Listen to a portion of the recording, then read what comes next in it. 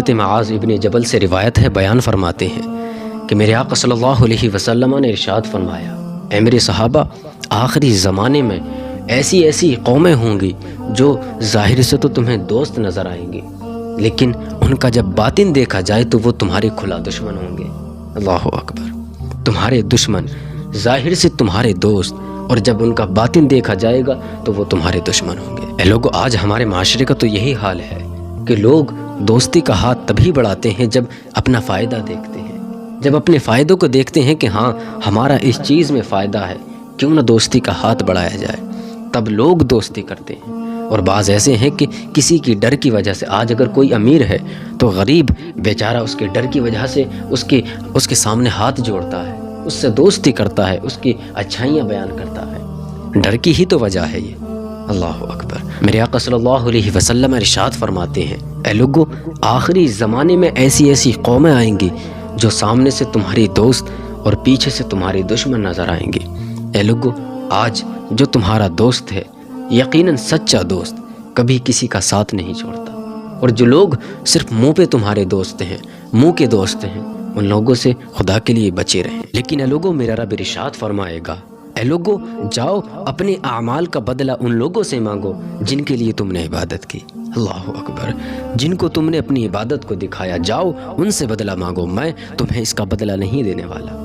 اللہ اکبر، میدان حشر، اور جہاں کسی کا کوئی نہ ہوگا، سب لوگ اپنی اپنی سوچیں گے، اس وقت میرا رب ارشاد فرمائے گا، جاؤ اپنے ان اعمال کا بدلہ انہی لوگوں سے مانگو جن کو دیکھ کر تم اپنی نماز کو بڑھایا کرتے تھے، جن کو دیکھ کر تم اپنی عبادت کو برا بنایا کرتے تھے، ریاکاری کیا کرتے تھے، جاؤ ان سے مانگو۔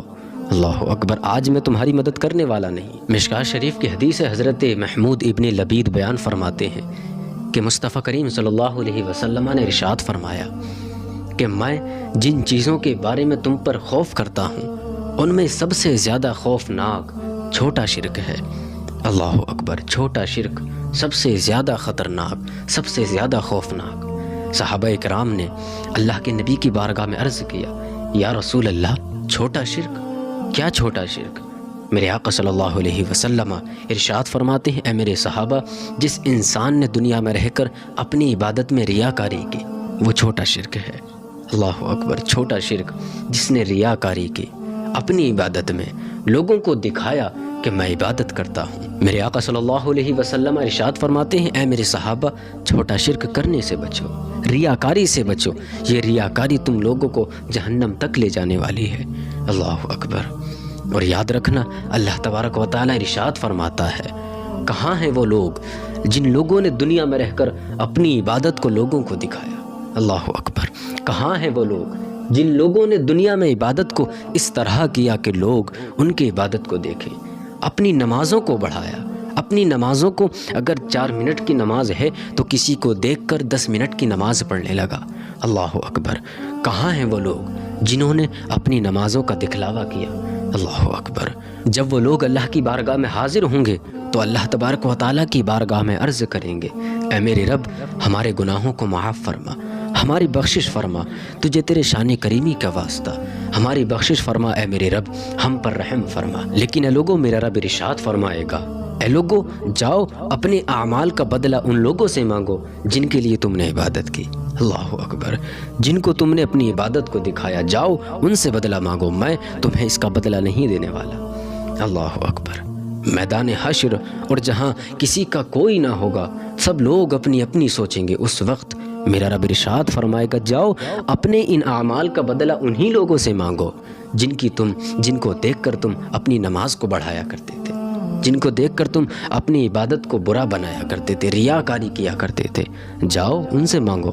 اللہ اکبر، آج میں تمہاری مدد کرنے والا نہیں، آج وہی لوگ تمہاری مدد کریں گے جن کو دیکھ کر تم نے اپنی نمازوں کو بڑھایا۔ لیکن اے لوگو، ہمارے معاشرے کا تو یہ حال ہے کہ ہمارے معاشرے میں ہر کچھ بکتا ہے، ہر کچھ بکتا ہے ہمارے معاشرے میں، ریاکاری ہمارے معاشرے میں عام ہے، لوگوں پر ظلم ہمارے معاشرے میں عام ہے، ماں باپ پر ظلم ہمارے معاشرے میں عام ہے، لیکن جو عام نہیں ہے وہ اللہ کی عبادت ہے۔ اللہ اکبر، اللہ کی عبادت سے ہم لوگ دور، اللہ کے نیک بندوں کی بارگاہ میں جانے سے ہم لوگ دور۔ اللہ اکبر، کیسے عبادتیں قبول۔ اے لوگو، آج تمہارے پاس وقت ہے تو اللہ کی عبادت کرو۔ یقیناً اگر تم نے اپنی عبادت میں خشوع اور خضوع پیدا کیا، میرا رب تمہاری بخشش کرنے والا ہے۔ میرا رب ارشاد فرماتا ہے، اے میرے بندو، میں اس بندے کو بڑا پسند فرماتا ہوں جو میری بارگاہ میں اپنا ظاہر اور باطن ایک سا رکھ کے میری عبادت کرے۔